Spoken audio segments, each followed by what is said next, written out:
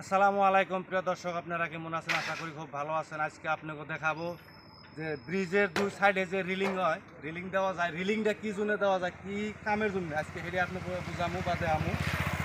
যেহেতু দেখেন আমার সাইডে আছে রিলিং, অবশ্য রিলিংয়ের কাম আমরা করতেছি, কিন্তু এই রিলিং দেওয়ার উদ্দেশ্য একটা যে হয়তো কি আপনার যখন হয়তো এই সাইডে কোনো গাড়িটা আহে আইনা কি মানে বহুত গাড়ি আছে, মানে বহুত বাইক আছে, বহুত স্পিড আহে, স্পিড আসার পরে কি হয় ডাইরেক্ট হয়তো সোজা ওই সাইডে নেমে যাবো, নাহলে এম্বুর থেকে হয়তো এই সাইডে নেমে যাবো। যার জন্য এই রিলিংটা আজকে আমরা দিবেন নিছি, যে এই রিলিংটা দিলে পরে